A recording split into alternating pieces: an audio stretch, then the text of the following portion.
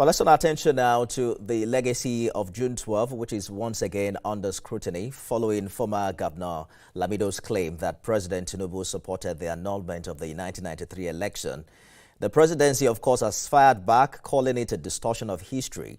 In a detailed rebuttal, Presidential Advisor Bayo Onanuga insists President Tinubu condemned the annulment even before Abacha's coup and dismissed claims that his mother mobilized support for the military. So what's the truth behind this heated historical dispute?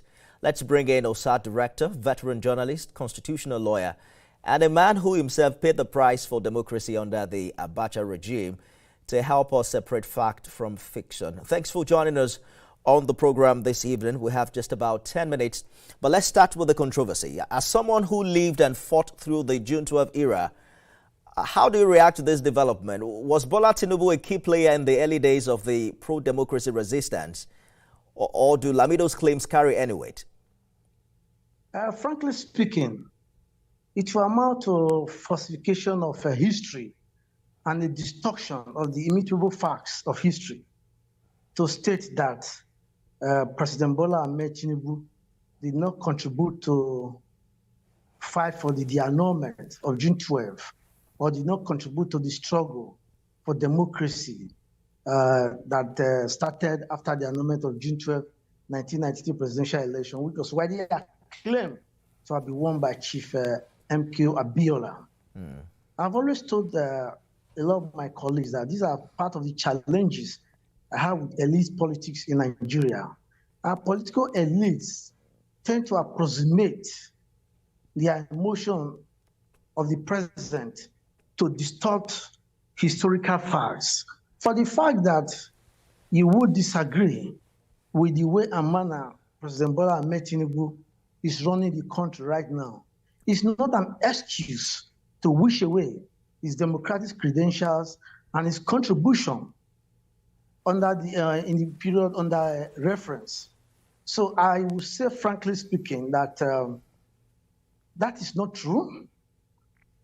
President Bola Tinubu was a frontline member of the National Democratic Coalition, and even before then, as a reporter for one of the pro-democracy magazines, that's Tell magazine, I had the opportunity to occasionally report the National Assembly from Abuja. If you will recall, then self-styled military president Ibrahim Badamasi Babangida, famously known as IBB, embarked on a convoluted transition program and was unwilling to hand over power, which made pro-democracy magazines like Tell, The News, and Temple to start screaming from the rooftop that this man is intent on not leaving or handing over power to civilian regime. And in the process, he put in what you can call a diarchical arrangement, where you have civilian governors and you have a National Assembly. A National Assembly was sworn in on November 14, 1992, and Bola Tinubu was a senator representing Lagos State. I vividly recall one particular incident that after the annulment of June 12, the Senate was sharply divided between pro-democracy forces and military apologists. And Bola Tinubu was one of the pro-democracy forces. And the then Senate President, Iyorchia Ayu, was on the part of the pro-democracy forces. I remember this particular debate on the floor of the House that Bola Tinubu was so emotional that he almost physically attacked. And the man who later became governor of Borno State, Ali Modu Sheriff, who was on the other side, that they cannot and they should not remove or impeach Iyorchia Ayu as Senate President. Of course, finally, they did, and Ahmed Bute was sworn in as Senate President. So I'm saying that even before Nandeko coalition came into existence, when the June 12 was immediately annulled, and when the National Assembly was still in place, Bola Tinubu showed those flashes and effusions of a Democrat by insisting that we must ensure that June 12 is de-annulled. For the former governor, Sule Lamido, he did suggest that many of the prominent Nadeko figures only emerged after Abacha took over.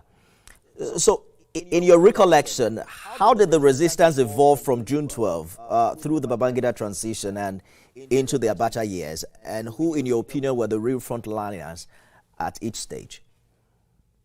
Yeah, to a large extent, he has some, there's a lot of truth in what he said in that regard. And that was because some of the Nigerian political elites were still believing, an average politician is always hopeful. They were thinking Babangida would truly hand over power. So the majority of those who resisted Babangida and saw through the smoke screen from the beginning were mainly the pro-democracy media organizations.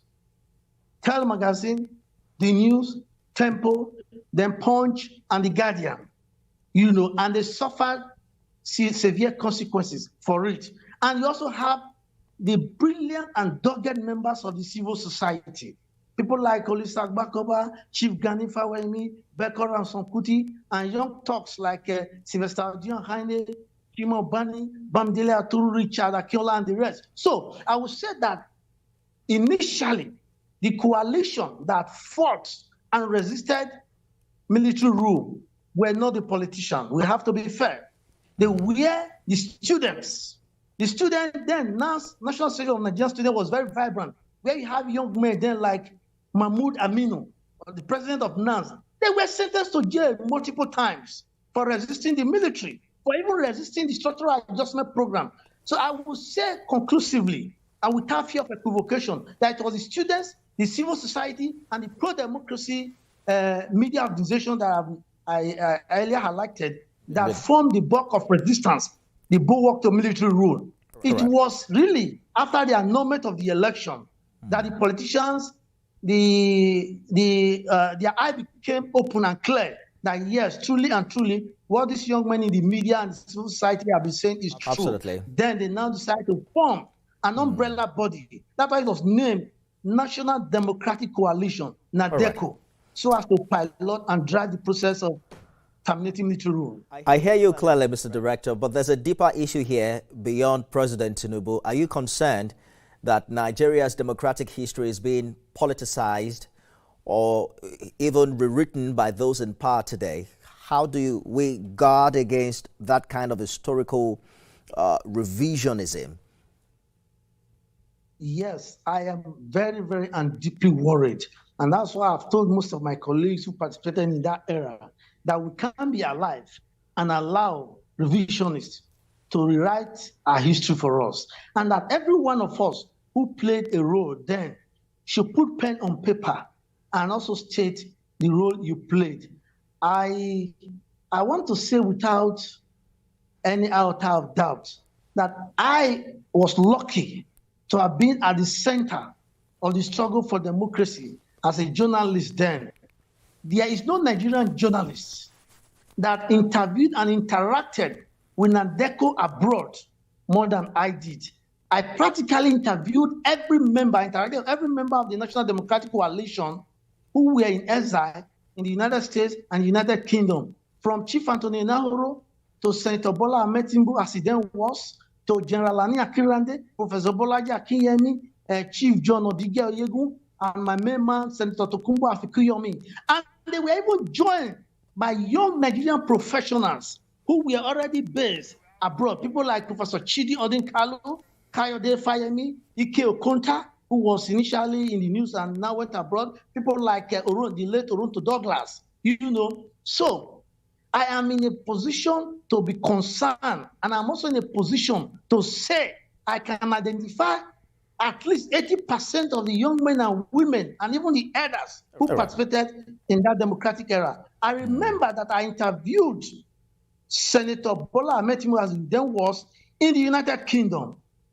in April 1996.